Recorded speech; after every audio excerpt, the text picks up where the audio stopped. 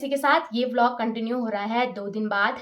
बिल्कुल भी समय नहीं मिला इस दौरान वीडियो बनाने का। आपने देखा होगा कल परसों मेरे व्लॉग नहीं आए क्योंकि मैंने व्लॉग थोड़ा-थोड़ा बनाए, परंतु कुछ कंडीशन हो पाई ऐसी कि मैं उन ब्लॉगों को पोस्ट नहीं कर पाई और शायद वो समय उचित भी नहीं था उन ब्लॉग को पोस्ट करने का। परंतु मेरी लाइफ में इन 2 दिनों के दौरान बहुत कुछ हुआ, बहुत कुछ चल भी रहा है। तो मैं वो सब चीज़ें आप लोगों के साथ आज के ब्लॉग में शेयर करने वाली हूँ। जैसे कि अपने पिछले व्लॉग में मैंने आप सभी लोगों को बताया था कि मैं अपनी ग्राम सभा कुंज से प्रधान पद प्रत्याशी के रूप में खड़ी हो रही हूँ, यानी कि मैं प्रधान पद के लिए अपने गांव से चुनाव लड़ूंगी। परंतु आज आप सभी लोगों के साथ फिर से ये चीज़ें शेयर करना चाहूँगी और थोड़ा दुख भी हो रहा है कि इस समय मैं प्रधान पद प्रत्याशी के रूप में चुनाव नहीं लड़ पाऊँगी। उसके उसके कुछ रीज़न्स हैं, वो भी बताऊँगी आप सभी लोगों को। तो चलो अभी मैं आपको स्टार्टिंग से बताती हूँ कि क्या-क्या इस दौरान हो रहा है और क्या-क्या सब चीज़ें चल रही हैं। तो दोस्तों जैसे कि मैंने आप सभी लोगों को बताया था ना कि मैं प्रधान पद प्रत्याशी के रूप में चुनाव लड़ूँगी इस समय अपने गाँव से। तो जो ये फ़ैसला था, ये मेरा खुद का फ़ैसला था कि मैंने इस समय अपने गाँव से प्रधान पद के लिए चुनाव लड़ना है।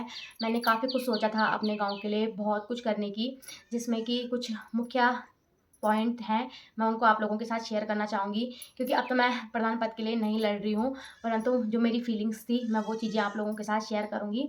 तो सबसे पहले था मेरे दिमाग में कि मुझे क्या-क्या कार्य अपने गाँव में कराने हैं, जो कि मुझे समझ आए 1 साल के दौरान जब से मेरी शादी हुई, मैं यहाँ रही और गाँव वालों की मतलब होता है जब आप गाँव में रहते हो आपको पता चलती हैं कि हमारे गाँव में ये समस्याएँ हैं। तो मैंने सोचा था कि मैं उन पे सबसे पहले काम करूँगी, जो मतलब मुझे लगा था, मैं वो चीज़ें बताती हूँ आपको। सबसे पहले था पानी की समस्या जिसमें कि आधा-आधा काम तो हो चुका है, परंतु अभी भी पूरा काम नहीं हुआ। जब तक घर-घर तक पानी नहीं पहुँच जाता, एक तो वो कार्य पूर्ण रूप से जारी रहता। मेरा अगर कार्यकाल 5 साल तक रहता, मैंने किसी न किसी हाल में चाहे जो कुछ करना पड़ता, मैंने घर-घर तक पानी ला के रखना है। मैं उम्मीद करती हूँ जो हमारे आगे आने वाले जो भी प्रधान बनेंगे, वो भी पानी लाएँगे और विकास कार्य करेंगे। हर किसी का अपना-अपना ओपिनियन होता है, हर प्रधान अपने-अपने तरीके से काम कराता है। पर जो मेरा था मैं अपने पॉइंट रख रही हूँ, बाकियों का मुझे नहीं पता और बाकियों से मैं भी उम्मीद करूँगी कि जो चीज़ें मैं भी चाहती हूँ या शायद ये चीज़ें मेरे गाँव वाले भी चाहते होंगे, तो आप लोग ये कार्य कराएँ। तो सबसे पहले था पानी का, दूसरा था हमारा जो पंचायती चौक यानी कि मंडार है उसकी स्थिति बहुत ज़्यादा ना थोड़ा-सा ख़राब हो रखी है। तो मैं चाहती थी कि उस मंडार को एकदम से बहुत अच्छे रूप में तैयार किया जाए, अच्छे रूप में सजाया जाए क्योंकि जो पंचायती चौक होता है, उसी में ही गाँव में जितने भी अहम फ़ैसले लिए जाते हैं, तो वहीं पे हम लोगों का मीटिंग वग़ैरह होती है। आप लोगों ने कई बार मेरे ब्लॉग में देखा भी होगा और थोड़ा-सा आजकल जैसे नलों नलों के लिए नाले वगैरह निकाले गए, तो पूरा मतलब मंडाण जो है ना उधर पूरा रास्ता वगैरह ख़राब हो रखा है। तो मैं चाहती थी कि वो रास्ता सही हो और साथ में वहाँ पे हमारी कुलदेवी का मंदिर है। तो कुलदेवी का मतलब ये फ़ैसले मैं अकेले से नहीं लेती, मैंने सोचा था पहले मैं गाँव में मीटिंग प्रधान बनने के बाद की बातें कर रही हूँ मैं ये, कि मीटिंग बैठाऊँगी, उसके बाद जो हमारे बड़े-बुज़ुर्ग हैं, हमारी पूरी ग्राम सभा है, उनसे डिस्कशन किया जाएगा और मैं चाहती थी कि जो हमारा वहाँ पे कुलदेवी का मंदिर है ना, उसको थोड़ा-सा इस प्रकार से बनाया जाए कि जो ऊपर से आने वाला पानी है, मतलब जो गाँव में रहते होंगे वो समझ जाएँगे कि वो सीधे ना मंदिर में होकर जाता है। तो ऐसा होता है कि हम लोग ऊपर से आ रहे हैं, चल रहे हैं, तो वो सारी चीज़ें ना मंदिर में मतलब जैसे ऊपर से पानी आएगा या कीचड़ वगैरह कुछ भी आएगा तो वो सीधे मंदिर से होकर नीचे जाता है, जो कि मुझे पर्सनली ना बिल्कुल भी अच्छा नहीं लगता था और मैं चाहती थी कि मैं उस चीज़ में काम कराऊँ। देखो ये मंदिर वगैरह की बातें हैं तो ये इसमें ना ऐसा अपने हिसाब से कुछ नहीं होता है, इसमें ना पूरे ग्राम सभा की राय लेनी पड़ती है। तो मैंने ये सोचा था कि हाँ, जब मैं प्रधान बन जाऊँगी 5 साल का कार्यकाल रहेगा तो उस दौरान मैं पूरी ग्राम सभा में एक मीटिंग बैठाऊँगी, हमारे पंच होंगे, प्रधान होंगे, सारे जो बड़े-बुज़ुर्ग, छोटे-बड़े जितने भी हैं सबको बैठाया जाएगा और सबसे राय ली जाएगी कि किस हिसाब से वो कार्य हो। तो मेरा एक ही था कि मंडार में जो हमारा पंचायती चौक है उसको अच्छे तरीके से व्यवस्थित किया जाए। आप लोगों के गाँव में भी जाते होंगे, लोगों ने बहुत अच्छे तरीके से अपना पंचायती चौक बना रखा है और वो मंदिर जो हमारा कुलदेवी का है क्योंकि जब देखो हम लोग उत्तराखंड से बिलॉन्ग करते हैं, हमारे लिए सबसे पहले हमारे देवी-देवता हैं और पता नहीं मेरे को नहीं पता औरों के लिए होंगे कि नहीं होंगे पर मेरे लिए हैं। हम मेरे ससुराल से जो मेरी कुलदेवी है वो चमराड़ा देवी है और मायके से मंगला भवानी। तो मेरे मायके में तो बहुत भव्य मंदिर बना हुआ है और जो हमारा मतलब ऐसे मेन मंदिर है ना चमराड़ा देवी का वो भी भव्य रूप से बहुत अच्छा बना हुआ है। पर जो हमारे अभी गाँव में छोटा-सा मंदिर स्थापित किया गया है, वहाँ पे बारातें आती हैं, तो थोड़ा-सा बाहर वाले भी आते हैं तो अच्छा नहीं लगता ना, तो मैं चाहती थी कि वो उसको भी बहुत अच्छे तरीके से बनाया जाए। तो दूसरा मैंने ये सोचा था अपने गाँव के लिए करने के लिए। तीसरा जो सबसे मतलब मेरे को दुःख देता है वो है महिलाओं की स्थिति में। हमारा गाँव मतलब बहुत अच्छा है, मैं आपको बताऊँ यहाँ ना मैं जब आप अन्य गाँव में जाते हो तो तब पता चलता है कि हमारा गाँव कितना बेहतर है उन सभी चीज़ों से। हमारे गाँव अगर आप लोग आओगे ना, आपको कभी ऐसा फ़ील नहीं होगा यहाँ अकेले-अकेले, यहाँ इतने सारे लोग हैं, एकदम से घुल-मिल जाते हैं। और अगर छोटे बच्चे आएँगे तो उनके साथ छोटे लोग रहेंगे, बड़े हैं तो बड़े बड़े मिल जाएँगे, बुज़ुर्ग सारे लोग अभी गाँव में हैं ज़्यादातर। तो यहाँ ना सब कुछ अच्छा लगता है, पर मैं चाहती हूँ कि यहाँ की जो महिलाओं की स्थिति है वो बहुत अच्छी बने। जो यहाँ की लड़कियाँ हैं वो रोज़गार से जुड़ें और अपना स्वरोज़गार खोलें। मतलब अब देखो जैसे यहाँ की ना काफ़ी सारी लड़कियाँ हैं जो शायद बहुत कुछ कर सकती हैं, बट थोड़ा पैसों के अभाव के कारण कह सकते हैं, या घर की काफ़ी सारे लोग ऐसे हैं जिनकी आर्थिक स्थिति इतनी अच्छी नहीं है कि वो अपनी लड़कियों को आगे पढ़ा सकें या आगे कुछ करा सकें। तो मैं चाहती थी कि जो सरकार द्वारा इतनी सारी ना बहुत सारी ऐसी योजनाएँ हैं जो लड़कियों के लिए आज वरदान साबित हुई हैं। तो मैं चाहती थी कि वो जो योजनाएँ सरकार ने लाई हुई हैं, तो वो भी हम अपने गाँव तक लेके आएँ और अपनी लड़कियों को स्वरोज़गार से जोड़ें। देखिए, जीवन का कोई भरोसा नहीं है, कभी भी ना किसी भी लड़की के साथ कुछ भी हो सकता है। पहले हमको देखो, लड़की की शादी कराना आजकल नॉर्मल सा हो गया ना, शादी सबकी होनी है। और आजकल तो लड़कियों की डिमांड वैसे भी बढ़ी हुई है। लड़कियों के लिए लड़कों की कोई कमी नहीं है, उनको कोई ना कोई मिल जाएगा। और अपनी लड़कियों को उनके पैरों पे खड़े होकर ही उनकी शादी कराएँ, क्योंकि भविष्य किसी ने नहीं देखा कि कल को शादी के बाद लड़का कैसा मिलता है, या कभी किसी के साथ कोई दुर्घटना, भगवान ना करे किसी के साथ कोई दुर्घटना घटित हो जाती है, तो आपकी बेटी इतनी सक्षम रहे, इतनी मज़बूत रहे कि वो अपने दम पर अपना ख़्याल रखे, अपने पूरे परिवार को चला सके, ना कि केवल अपने पति पे ही डिपेंडेंट रहे। तो चाहे चलो ठीक है, मैं ज़्यादा बड़े स्तर पर प्रधान में इतना ज़्यादा भी पावर नहीं होती कि वो बड़े स्तर पे किसी के लिए कुछ कर सकें। पर छोटे-छोटे स्तर पर तो कर सकता है ना प्रधान, कि जैसे हमारे गाँव की लड़कियाँ हैं, उनको निःशुल्क जो सिलाई परीक्षण है, आजकल देख रहे होंगे आप सिलाई में तो कितना ज़्यादा पैसा है। आप मार्केट एरिया में जाओगे तो 550 नीचे कोई सूट सिल भी नहीं रहा। तो ज़्यादा नहीं, चलो गाँव में रहकर कोई 200-300 रुपए भी सिलाई लेगा तो अपना खर्चा तो निकाल सकता है। तो चाहती थी मैं ऐसा ही कि हमारी लड़कियाँ, जो हमारे गाँव की लड़कियाँ हैं, चाहे उनको थोड़ा ब्यूटी पार्लर का कोर्स हो गया, नॉर्मल मतलब हल्का-फुल्का, जैसे अब आजकल तो देखो थ्रेडिंग, लड़कियाँ जानती होंगी थ्रेडिंग भी गाँव में तो हर कोई थ्रेडिंग तो बनाता ही होगा। 20-20 रुपए भी लेंगे थ्रेडिंग बनाने के, कितना ज़्यादा समय लगता है, कुछ नहीं, अपने हाथ का काम है, एक धागा लेना है, थोड़ा-सा नॉर्मल भी सीखती। मेहंदी लगाने में आजकल लोग कितना-कितना पैसा ले रहे हैं। तो थोड़ा-थोड़ा ऐसा परीक्षण मैं चाहती थी कि हाँ, हमारे गाँव में भी ऐसी योजनाएँ पहुँचे जो मैं लेके आऊँ और अपने गाँव की लड़कियों के लिए कुछ करूँ, और वो भी अपने पैरों पे खड़े हों और उनको भी किसी पे निर्भर ना रहना पड़े। ये मतलब मेरी भावनाएँ थी प्रधान बनने के बाद कि मुझे ऐसा-ऐसा करना है। चौथी चीज़ जो कि मुझे ना यहाँ आकर एक बहुत बड़ा दुःख हुआ, कि हमारे गाँव में ना, मैं यकीन नहीं मानूँगी आप, चलो ठीक है, कई लोग बोलेंगे कि हैं इनके हस्बैंड बाहर जॉब करते हैं, पर आप लोग खुद ही जानते हैं जो बाहर प्राइवेट जॉब कर रहा होगा, उनकी स्थितियाँ क्या हैं। दिल्ली जैसे शहरों में जो लोग जॉब कर रहे होंगे बाहर, उत्तराखंड से बाहर जो बाहर जॉब कर रहे होंगे, कितना 6-6 7-7 हज़ार रुपए तो उनको रेंट ही पड़ जाता है, फिर खाना-पीना भी है। इतनी ज़्यादा सैलरी तो शायद किसी को नहीं मिल पा रही होगी कि फिर उन्होंने अपने घर भी भिजवाना है। तो यहाँ की जो महिलाएँ ना हमारे गाँव की, वो बहुत मेहनती हैं, खेती-बाड़ी करती हैं, पशुपालन करती हैं, भैंस पाली हुई हैं, सब कोई दूध बेच रहा है, ऐसे करके हर कोई अपना परिवार चला रहा है। पुरुषों का भी बहुत ज़्यादा सहयोग है अपने परिवार को चलाने के लिए। परंतु मेरा मेन मुद्दा ये है कि कई सारे परिवार ऐसे हैं अभी भी हमारे गाँव में, जिनका कि बीपीएल कार्ड होना चाहिए था और आज उनका एपीएल कार्ड बनाया गया है। अम, क्योंकि हमने उनकी कंडीशंस देखी हैं, उनसे भी कई अच्छे-अच्छे परिवार ऐसे हैं जो आज बीपीएल राशन लेते हैं, परंतु उनके एपीएल कार्ड बनाए गए हैं, और कई लोग तो ऐसे हैं जिनके अभी तक कार्ड ही नहीं बन रखे। तो बहुत मतलब मुझे ना बहुत दुःख होता था दोस्तों, सच में जब मैं देखती थी ना ये सब चीज़ें, तो मेरे को बहुत बुरा भी लगता था कि इन लोगों को, हम जानते हैं ना कि हमारे गाँव में किस हिसाब से लोग हैं, किस हिसाब से उनकी कंडीशंस हैं। तो ऐसा था कि जिन लोगों का बन सकता है ज़्यादा से ज़्यादा, अगर सब कोई एक इंसान नहीं देता है वोट, सारे ही इंसान देते हैं ना, तो उनका भी जो अधिकार है वो उनको मिलना चाहिए। और जिन लोगों का था कि राशन कार्ड नहीं बना, उनका बनाते। जिन लोगों का अभी एपीएल कार्ड है, और मुझे ऐसा लगता है कि हाँ, ये एपीएल कार्ड की श्रेणी में नहीं आता, इनको बीपीएल कार्ड की श्रेणी में ही ये हैं, तो उनका बीपीएल कार्ड बनाती। तो जब सरकार उनके लिए निःशुल्क राशन वगैरह दे रही है, जब तक जो भी है ठीक है, उस राशन से भी किसी का घर परिवार इतना ज़्यादा नहीं चलता, पर थोड़ा बहुत जब सरकार दे रही है तो हमको उनको देने में क्या है ना? तो एक मेरा ये था। और तीसरा मतलब एक और पॉइंट जो मेरा ऐसा था कि कई सारे लोगों की अभी तक पेंशन वगैरह नहीं लगी, तो मैं उनकी पेंशन वगैरह लगाने में मदद करती, क्योंकि अब तो ऐसा हो गया कि इस हिसाब से इतना नहीं है दोस्तों हमारे इधर रोज़गार की सुविधा, परंतु लोग थोड़ा बहुत करके मेहनत करके फिर भी चला रहे हैं, कर रहे हैं। और एक सबसे मेन जो मुझे बहुत ज़्यादा दुःख देता है वो है हमारे गाँव के ऐसे रास्ते जहाँ से होकर बच्चे स्कूल जाते हैं। देखो मुन्ना खाल साइड में भी बच्चे स्कूल जाते हैं, और बसग्याल के समय में जिन लोगों के बच्चे मुन्ना खाल पढ़ने के लिए जाते होंगे उनको पता होगा कि उनको कितनी समस्याओं का सामना करना पड़ता है। ये वो चीज़ें हैं जो मैंने सुनी, समझी, और मुझे लगा कि हाँ, मेरे को प्रधान बनने के बाद इन चीज़ों में कार्य करने हैं। तो मेरे को ऐसा था कि उस रास्तों को इस हिसाब से बनाया जाए कि बच्चों को बिल्कुल भी दिक्कत ना हो, कोई बच्चे गिर-विर ना जाएँ। देखो बहुत कुछ होता है बसग्याल के समय में, पत्थर गिरने का डर रहता है।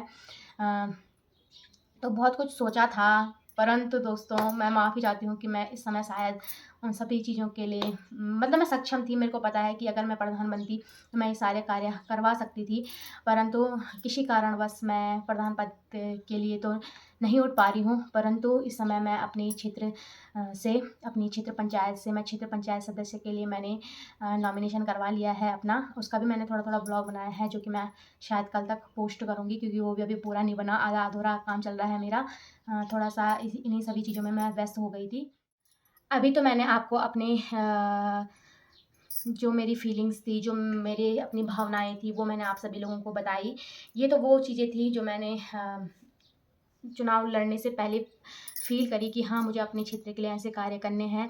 इसके अलावा भी कई सारे ऐसे कार्य होते हैं प्रधान के लिए कि शायद जो मैं प्रधान बनती उसके बाद मुझे पता चलता कि हाँ, मुझे अपने गाँव के लिए ऐसा-ऐसा कराना है। कई सारी समस्याएँ आती हैं, उनका निवारण करती, परंतु अब उस चीज़ के लिए कोई मैं इतना बोल नहीं सकती हूँ।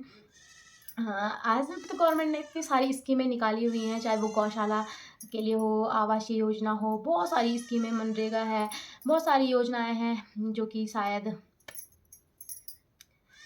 चलो अब मैं इन सब चीज़ों के बारे में बात नहीं करूँगी। मैं सीधे अपने मुद्दे पर आती हूँ कि देखो जो प्रधान बनने का चुनाव लड़ने का जो फैसला था वो मेरा खुद का था। मेरे परिवार से मैंने अपने सास-ससुर जी को पूछा, अ, अपने हस्बैंड को पूछा, तो सभी ने देखो मेरे ससुराल साइड से चाहे मायके साइड से तो मेरे दादाजी थे थोड़ा नेतागिरी में, परंतु पापा लोगों के टाइम से भी कोई नहीं है। और इधर ससुराल साइड से बात करूँ तो मेरे परिवार से तो अभी राजनीति में कोई भी नहीं उतरा है, और राजनीति भी नहीं करूँगी, मैं समाज सेवा करूँगी। कि शायद मेरे परिवार वाले ना बहुत मतलब मेरे ससुर जी देखोगे आप तो बहुत सीधे-साधे हैं। उन्होंने बोला बेटा मेरे को तो इन सब चीज़ों के बारे में जानकारी नहीं है, आपको जो जैसा लगता है आप करो। और मेरे को अपने परिवार में ये चीज़ें भी अच्छी लगती हैं कि हमें आज़ादी मिल रखी है कि हम अपनी लाइफ़ में जो कुछ मतलब ऐसे नहीं कि हम गलत रास्ते पे चले जाएँगे उसमें वो हमारा साथ देंगे, नहीं। जो चीज़ें हम अच्छी कर सकते हैं और हमारे लिए अच्छी हो सकती हैं, हम दूसरों के लिए अच्छा कर सकते हैं, तो हमेशा बोलते हैं चलो आप करो, हम आपके उसमें साथ देंगे। परंतु उनको भी इतना अभी उस चीज़ के बारे में ज्ञान नहीं है कि कैसा करना है, क्या नहीं करना। परंतु मैं भी इतनी नहीं हूँ कि मेरे को बहुत कुछ आता है, मैंने भी धीरे-धीरे करके ही सीखना था। परंतु अब बताती हूँ कि क्या-क्या हुआ। जब देखिए दोस्तों मैंने सोचा कि हाँ, मैं प्रधान पद के लिए कैंडिडेट के रूप में खड़ी होती हूँ, तो मेरे को ऐसा लगा हमारा गाँव इतना बड़ा है, कम से कम 5-6 लोग तो कैंडिडेट के लिए निकलेंगे ही निकलेंगे। परंतु जब मैं अपने मायके से अपने यहाँ ससुराल आई, तो उस समय मुझे पता चला कि केवल मेरे साथ एक और कैंडिडेट ही खड़ी हो रखी हैं, जो कि हमारे सासू जी ही लगते हैं। उनके अलावा पूरे गाँव में उस समय तक कोई भी कैंडिडेट प्रधान पद के लिए खड़ा नहीं हो रखा था। मैंने काफ़ी सारे लोगों से पता किया, पूछा भी, पर मतलब मैं ऐसे नहीं कहूँगी कि मैंने सबसे पूछा, कुछ-कुछ लोगों से पूछा कि और भी कोई खड़ा हो रहा है तो चुनाव लड़ा जाएगा। परंतु बहुत सारे लोगों के द्वारा यही कहा गया कि इस समय हम निर्विरोध प्रधान अपने गाँव में बनाना चाहते हैं, जिनके लिए कि पहले ही उम्मीदवार तैयार थीं। तो फिर उस समय क्षेत्र पंचायत के लिए कोई उस समय भी क्षेत्र पंचायत के लिए हमारे गाँव से हमारे क्षेत्र पंचायत में 3 और 2 और गाँव आते हैं, हमारे गाँव को मिलाकर यानी कि 3 गाँव हैं टोटल। पर उस समय क्षेत्र पंचायत के लिए हमारे गाँव से कोई भी कैंडिडेट खड़ा नहीं था, तो बुजुर्ग लोगों ने, कई सारे लोगों ने बोला कि हमने उनको निर्विरोध प्रधान बनाना है। तो मैंने उनका भी मान रखते हुए एक कदम पीछे लिया कि चलो अगर आप लोग चाहते हैं उनको इस समय निर्विरोध प्रधान बनाना, तो ठीक है, जहाँ जहाँ जैसे मेरा गाँव बोलेगा मैं वैसे ही करूँगी।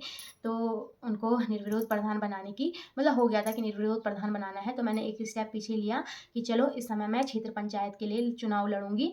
और जितना हो पाएगा, ऐसा नहीं कि मैं क्षेत्र पंचायत के लिए अगर जीती तो मैं कुछ नहीं करूँगी। क्षेत्र पंचायत में जितना हो पाएगा, जैसे जैसे भी हो पाएगा, मैं अपने क्षेत्र के लिए, मैं ऐसे नहीं बोल रही कि मैं अपने गाँव के लिए करूँगी। मेरे क्षेत्र में 2 और गाँव आते हैं, चाहे वो बुरगाँव हो गया, चिलपड़ हो गया, कुन हो गया। मैं तीनों गाँव के लिए मेरे से जितना हो पाएगा बजट लाने का मैं पूरा प्रयास करूँगी और पूरा ऐसा करूँगी कि हाँ, मेरे क्षेत्र में कुछ अच्छा हो।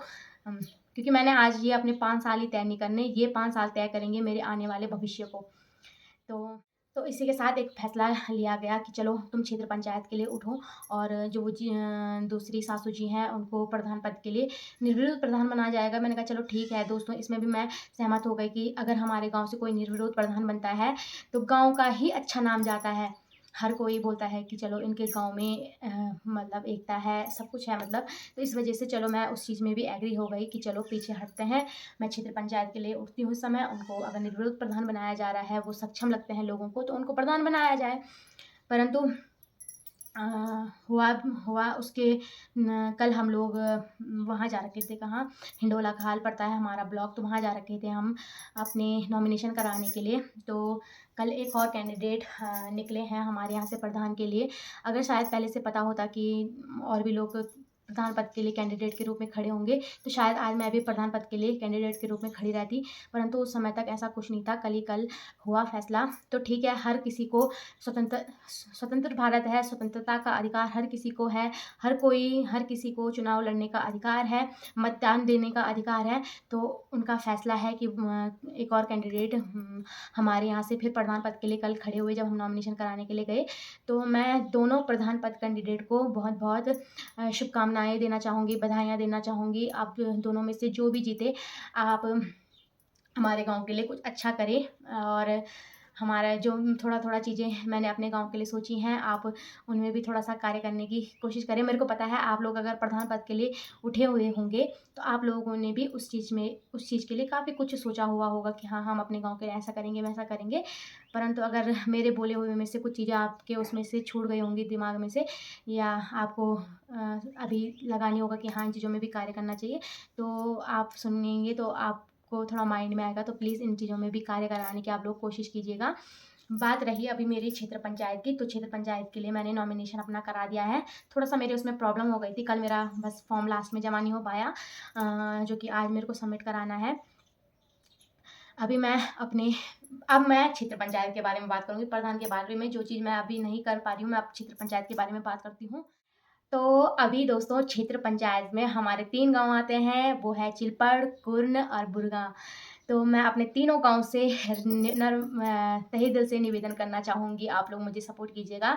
वैसे तो चिलपड़ गाँव से एक और प्रत्याशी क्षेत्र पंचायत के रूप में खड़ी हो रखी हैं, तो मैं उनको भी शुभकामनाएँ देना चाहूँगी।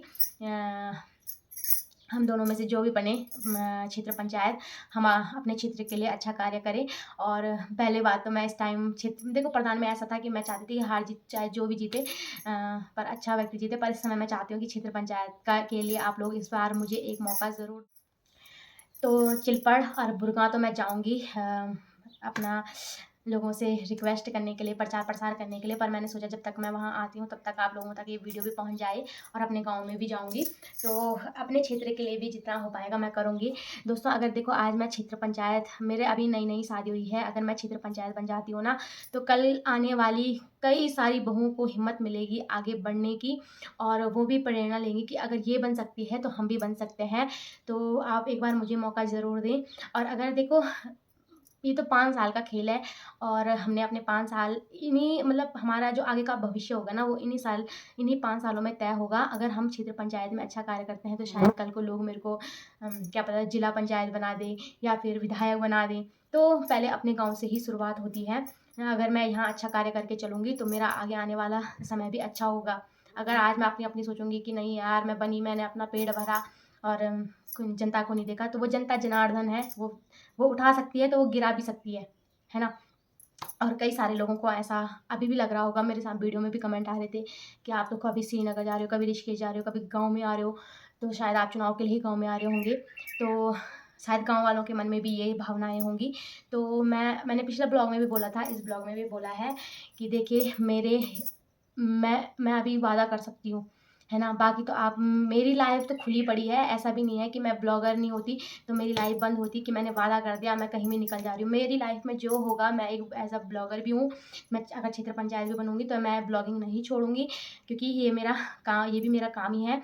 और मेरी लाइफ की अपडेट तो आप लोगों तक वैसे भी पता चली जाएगी। बाकी जनता जनार्दन है, मैंने पहले भी बोला है, आप लोगों को जैसे ठीक लगता है, मैंने सब कुछ आप पे छोड़ दिया है। देखिए दोस्तों, मैं एक और बात अपनी रखना चाहूँगी कि मेरे ससुराल में ना, देखो दादा दादी हैं, मेरे ससुर जी हैं ना, वो नहीं जानते ऐसे पॉलिटिक, मतलब इन सब चीज़ों के बारे में। उन्होंने बोला बेटा तुम्हें जैसा ठीक लगता है तुम करो, बाकी हमें भी इन सब चीज़ों की नॉलेज नहीं है। हस्बैंड लोग, मेरे जेठ लोग, मुझे पता है अगर वो गवर्नमेंट जॉब नहीं होती तो वो भी मेरे साथ खड़े होते प्रचार प्रसार में, हर एक चीज़ में। परंतु आप लोग जो पढ़े लिखे होंगे उनको पता होगा कि वो कहीं भी नहीं जा सकते। कोई बात नहीं, मैं, मेरे साथ मेरा पूरा गांव खड़ा है, तो वो लोग देश की सेवा कर रहे हैं, मैं समाज की सेवा करूंगी, आप लोगों की सेवा करूंगी, और आप लोग मेरे साथ मेरे परिवार की तरह खड़े होंगे। परिवार की तरह क्या, आप मेरे परिवार ही हो। जब मैं पौड़ी से यहाँ आ रखी हूँ तो ये भी मेरा अपना गांव है, और मायके से ज़्यादा तो ससुराली फिर अपना ही हो जाता है। तो मैं इतना ही कहना चाहूँगी कि इस समय आप मेरे सास ससुर न बन के एक माँ बाप की तरह, जेठ और देवर की तरह ना होकर, मेरे एक छोटे भाई बड़े भाई की तरह, ननंद ना होकर एक बहन की तरह मेरा साथ दें। और बाकी जैसा आपको ठीक लगेगा, जो सक्षम लगेगा उसको वोट कीजिए। और अगर कोई अन्य, अभी तक तो ऐसा कुछ सुनने में नहीं आया कि क्षेत्र पंचायत के लिए कोई अन्य कैंडिडेट हमारे गांव से होगा, और अगर होता है मैं उनका भी स्वागत करती हूँ। और अब चुनाव में कदम रख लिया है तो अब लड़ा जाएगा चुनाव। बाकी देखते हैं, हार जीत तो लगी रहती है। जो मेरी हाँ, माता रानी चाहेगी, जो मेरी कुल देवी चाहेगी, जो मेरे गांव वाले चाहेंगे, होगा वही। जनता जनार्दन है। इसी के साथ अपने शब्दों में विराम देती हूँ। अगर इन सब चीज़ों के दौरान मेरी किसी भी बात का आप सभी में से किसी को भी कुछ बुरा लगा होगा तो मैं माफ़ी चाहती हूँ। और अपनी इस बेटी को, इस बहू को एक बार मौका दीजिएगा। और बस इसी सभी के साथ धन्यवाद।